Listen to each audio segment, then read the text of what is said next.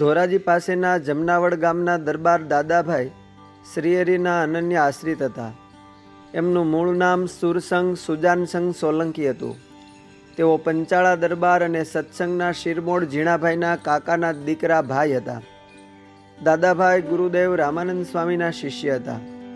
જૂનાગઢમાં એમને પણ રહેવા સારું દીવાનખાનું અને મેળી હતા. ફૂલવાડી અને કૂવો હતા. સદગુરુ રામાનંદ સ્વામી જૂનાગઢ આવે ત્યારે એમને ત્યાં ઘણીવાર ઉતારો કરતા.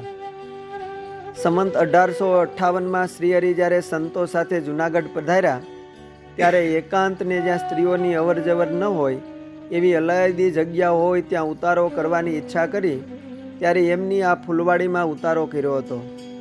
તેઓ ઉત્સવ સમયમાં સંતો ભક્તોને જમાડતા અને વસ્ત્ર અલંકારો લાવીને શ્રીહરિનું અનેક વખત પૂજન કરીને ધન્ય થતા.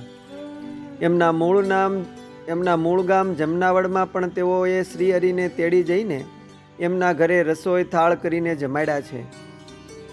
એમના સગા બહેન મોટીબા એકાંતિક ભક્ત હતા. આધારાનંદ સ્વામી શ્રી હરિચરિત્રામૃત સાગરમાં જૂનાગઢના ભક્તોમાં દરબાર દાદાભાઈ, દેવરામ સુતાર, ગોકળ ભાટિયા વગેરેને વખાણતા લખ્યું છે કે એ સર્વેને શ્રીહરિની મરજી જાણીને કાયમ સેવા કરતા. જૂનાગઢમાં પંચાળા દરબાર શ્રી ઝીણાભાઈ અક્ષરધામમાં સિધાવ્યા અને બીજે દિવસે એમની શોકસભા થઈ ત્યારે શ્રીહરિએ સૌને કહ્યું કે ઝીણાભાઈએ મને ગઢપુરમાં વિનંતી કરી હતી કે સોરઠના સત્સંગ સારું એમના દરબારગઢમાં પોતાની મેળી પાડીને એ જ જગ્યાએ શિખરબંધ મંદિર કરવું. તેઓ અક્ષરધામ સિધાવતા એમના જેવા જ ગુણિયલ દાદાભાઈની જવાબદારી સત્સંગમાં હવે વધી ગઈ છે. એમના કુટુંબના વ્યવહારમાં પણ દાદાભાઈની જવાબદારી વધી છે. તેઓ ઘણા ધીરજવાન અને ગુણિયલ છે ને ગુરુદેવ રામાનંદ સ્વામીના કૃપા પાત્ર પણ છે. એટલે તેઓ ઝીણાભાઈની ખોટને જણાવવા નહીં દે. શ્રીહરિએ એ સમયે મંદિરની જગ્યા સારું મોટી જમીન જોઈશે એવી ઈચ્છા વ્યક્ત કરતા જ દાદાભાઈ ઊભા થયા અને બોલ્યા કે હે પ્રભુ, આપની તેમજ સંતો ભક્તોની કૃપાથી અહીં ઝીણાભાઈના સંકલ્પ પ્રમાણે ભવ્ય મંદિર કરો. હું મારી વાડીએ આખી વાડી, દીવાનખાનું વગેરે મંદિર સારું કૃષ્ણાર્પણ કરું છું. બીજી પણ જે કાંઈ સેવા જોઈએ તે કહેજો.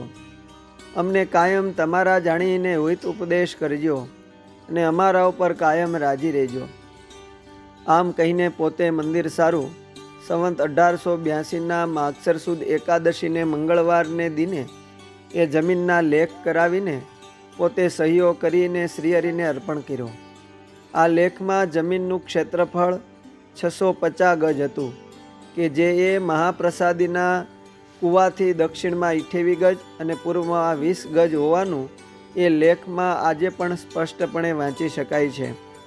દરબાર શ્રી દાદાભાઈની આવી મહિમાભરી સમજણથી શ્રીજી મહારાજ, સદગુરુ મુક્તાનંદ સ્વામી, બ્રહ્માનંદ સ્વામી વગેરે સંતો ઘણા રાજી થયા હતા. અસ્તુ. જય સ્વામિનારાયણ. સોરઠી સત્સંગમાંથી.